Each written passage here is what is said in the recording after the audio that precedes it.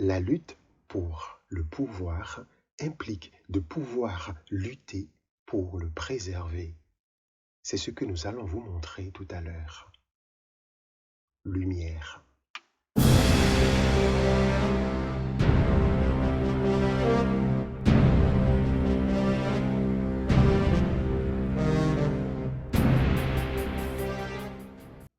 Il était une fois, dans le royaume fort lointain du Youtubestan, vivait un roi tellement beau, doux et tellement gentil que personne ne pouvait le voir sans l'aimer.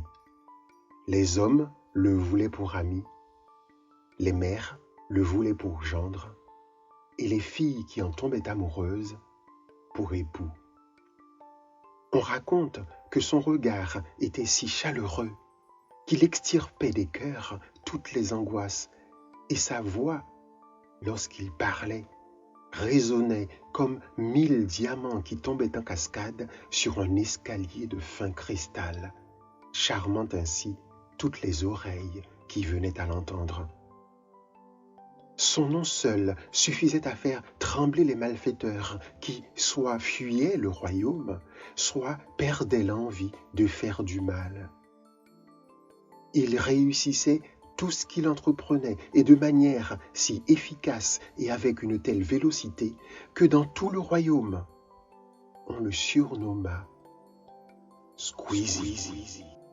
Le roi Squeezie aimait raconter des histoires plus merveilleuses les unes que les autres, et quand il prenait la parole pour en raconter une, les oiseaux arrêtaient de chanter, les chiens arrêtaient de japper, les grenouilles de coasser, même les chutes d'eau coulaient en silence. La nature entière semblait vouloir écouter ces histoires. Assis au pied du roi, le peuple entier était sous le charme de sa voix. Tout le monde l'adulait, tout le monde, pas vraiment, car aux confins du royaume, dans la ville austère de Font-Avis, vivait la Team Sheep, qui avait à leur tête le seigneur Thibaut-in-Sheep. Dans cette contrée, tout le monde parlait fort, ils se saluaient en hurlant « Ding !» et criaient « Boum !» en guise de revoir. Leur passe-temps favori, soulever des choses, surtout quand elles étaient lourdes. Ils soulevaient tout ce qu'ils rencontraient sur leur chemin. Ils soulevaient les montagnes, ils soulevaient les nuages, ils soulevaient les vents. Plus l'un d'entre eux soulevait de choses, plus il était respecté par les autres. Ils mangeaient toute la journée, mais non pas sans avoir pesé chaque gramme d'aliments. Leur mode de vie avait pour conséquence de les rendre tous énormes et secs. C'étaient de vraies forces de la nature. Les petites, c'est ainsi qu'ils appelaient leurs femmes, malgré leurs meules, comprenez leur poitrine, devaient aussi soulever des choses lourdes pour devenir énormes. Les habitants de Font-Avis n'aimaient rien tant que les joutes, le pugilat et les fracas des champs de bataille. Ils étaient dénués de pitié et ne croyaient qu'en la force. Ils criaient sur celui qui se trouvait faible et abattu. Ils criaient sur celui qui était démoralisé. Ils criaient sur celui qui n'avait pas envie de soulever des choses. Et à force de soulever des choses, Thibaut finit par créer un soulèvement. Ainsi, Thibaut la Brute voulut devenir roi à la place du bon Squeezie, et il entraîna une foule immense et bruyante derrière lui. Cela mit tout le royaume en effervescence. Squeezie était à sa fenêtre et jouait du pipeau quand Hugo le corbeau vint lui décrypter la nouvelle de ce soulèvement. Et pour la première fois, on vit Squeezie, d'habitude si flegmatique, si placide, même s'il ne connaît pas le sens de ce mot, donner quelques signes d'inquiétude. C'est en tout cas ce que rapporta un des gardes du palais. Ne sachant trop quoi faire, trop habitué qu'il était à être aimé de tous de manière incontestable, Squeezie se rendit en se grimant comme un homme du peuple sur le marché aux idées du YouTubestan. Il lui fallait une idée pour arrêter l'avancée de Thibaut.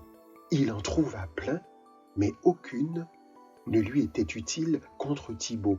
On tenta de lui vendre un sort pour séduire n'importe quelle femme, ou une formule pour lire des milliers de livres en quelques heures, ou une potion pour devenir le mâle alpha ultime.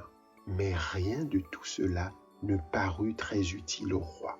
Et finalement, de guerre lasse, sous les conseils de Thaïs la chevalière, gardienne des frontières du royaume, il décida de se rendre au château de Baba l'ensorceleur. Le château était bâti sur une fondrière où venaient se déverser tous les égouts de la capitale. La tour la plus haute de ce château était ornée de 4 lettres mystérieuses. T, P, M, P. Certaines mauvaises langues disaient que ce tétragramme était un sigle pour Temple pour la médiocrité du peuple, TPMP. Baba avait le pouvoir de transformer tout ce qu'il touche en or, mais ce pouvoir était en même temps une malédiction. En effet, il ne pouvait se toucher lui-même au risque de transformer la partie de son corps qu'il avait touchée en or. Il paraît que cela lui est déjà arrivé un jour où il avait un besoin pressant, mais je n'ai pas pu vérifier cette information. Par conséquent, toujours est-il que dans la vie de tous les jours, il avait à son service des sous-fifres qu'il avait, grâce à sa magie, transformés en zombies pour faire sa toilette, pour l'essuyer. Dépourvu de cervelle, ces larbins ne pouvaient que répéter les paroles du maître. Quand Baba vit le roi, il lui passa le bras autour des épaules en se gardant bien de le toucher avec ses mains. Poussa son rire de hyène en l'appelant « mon petit chéri ». Après avoir écouté le roi, Baba lui promit qu'il pourra l'aider à arrêter Thibaut.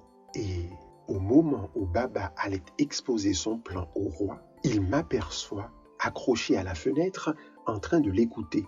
Il me jette un sort et voilà pourquoi je me retrouve là à vous raconter cette histoire. Alors, si vous pensez que Thibaut va réussir à prendre la place de numéro 1 et devenir le nouveau roi du YouTubestan, cliquez sur j'aime.